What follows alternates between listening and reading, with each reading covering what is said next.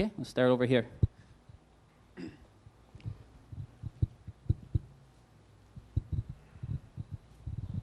The point of most flight simulators and other types of simulators is to the best of the ability of the technology to make the user believe they're in some simulated reality.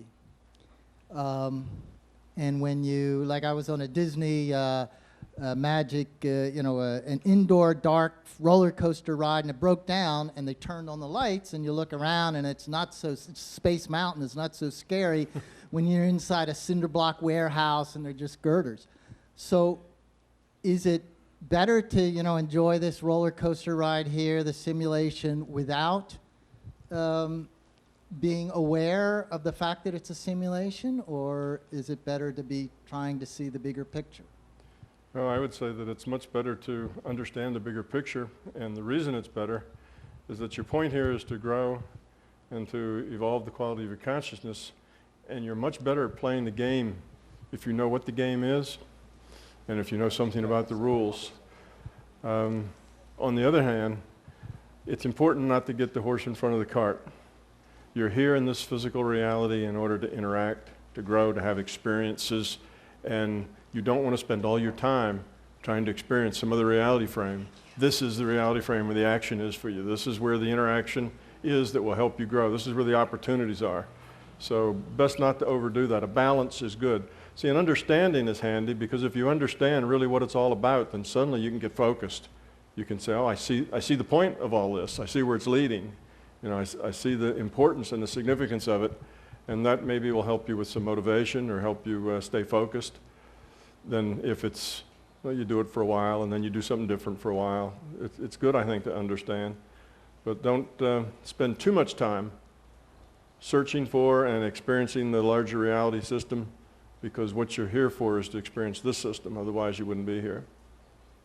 So it's important to understand, but not important to overdo it. I mean, don't overdo it.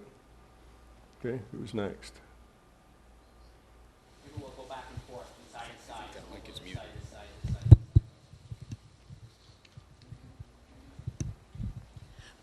Okay, so it's a virtual game. Did somebody create the Xbox? Is there like a creator of the Xbox that made this virtual game that we're playing?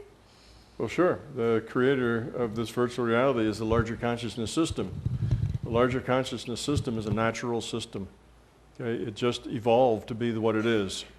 And it needed to create this virtual reality so that it could evolve. We are its strategy for evolution. It subdivides, interacts, and therefore provides opportunity to make choices and to grow. So yes, larger consciousness system.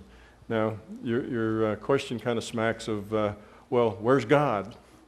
And I get that a lot. And if you would like to make the metaphor that the larger consciousness system is God, then it's your metaphor. You can do that if you like.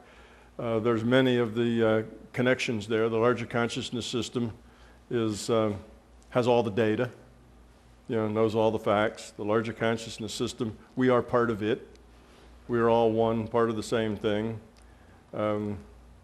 It wants us to succeed because we're its strategy for evolution. And when I say we, I don't mean just us, just this universe even. There's lots of other physical reality systems besides this one, and lots of other non-physical reality systems besides. We're just one reality frame out of many, many frames. But all of the beings, critters, things, people, if you like, in all these systems are all doing the same thing, and that is they're having experience trying to grow and improve the quality of their consciousness. So you can make that analysis, and it fits reasonably well, but there's no need to make that analysis. I tend to avoid it because there's so much emotional baggage that goes with the word God. There's so many different interpretations. It means something different to everybody. And suddenly now you're in emotional space and people want to argue about this definition or that, and none of that's significant. It's not important at all. But there are those who find that helpful to them in their own metaphors, their own beliefs to make that connection, and I see no problem with it, but it's unnecessary.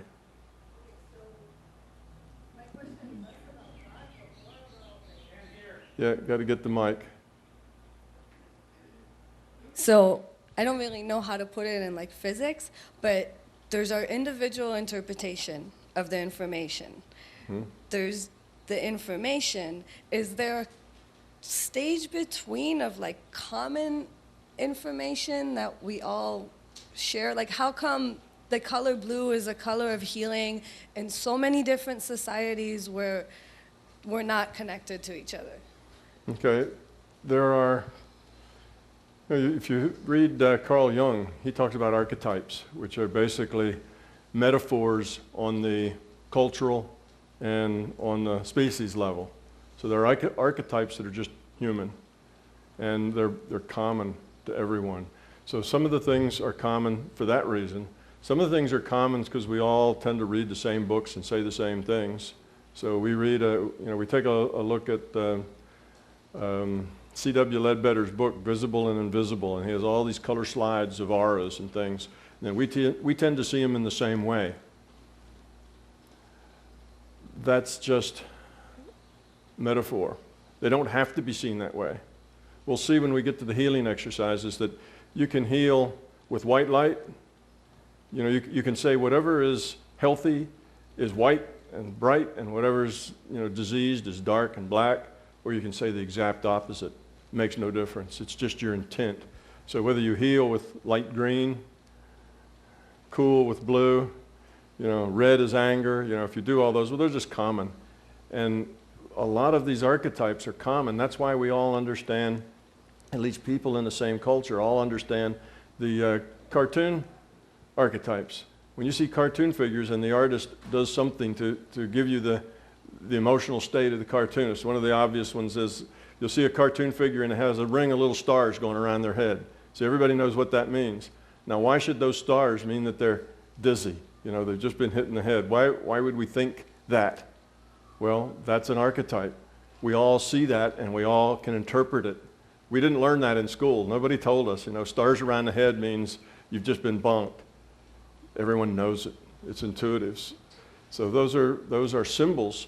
And another thing that's interesting, when you start looking at these energy forms, you start to interpret them in terms of the idioms and the metaphors that you know. So when you see somebody that's dizzy, you'll see somebody in that larger frame, in their aura, and there they have the stars around their head, just like the cartoon character, because that's your metaphor.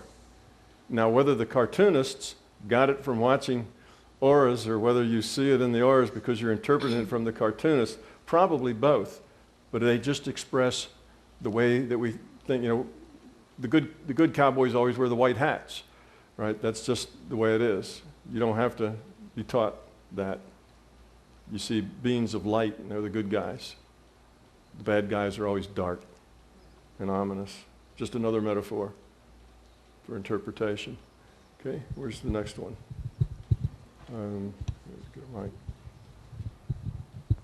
Hi, my question kind of relates sort of to the whole 2012 move. Like, I understand the hysteria that's been built up in society, but it focuses more on, do you have any personal background with the Illuminati or supposedly the sects or the forces that are controlling society and the media and that whole thing? I mean, I see the media as being noise. So do you have any takes on that, or do you just, if you don't let it within your personal control system, or obviously you already how to navigate the system, then it's not even affecting you? Are you?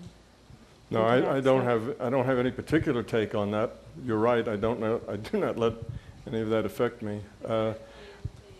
No, you have to take everything with open-minded skepticism. You have to be open-minded about all these things. But you also have to be skeptical. So it has to meet certain qualifications before you take it so seriously. And when I say you have to live with uncertainty, that means with the things that you talk about, you say, well, this is maybe, the probability of this being true is maybe 0.1. One is certain. So that's 1/10, or maybe it's 0.9, or maybe 0.999. But very seldom do I get to a point where I say it's a 1 or a 0.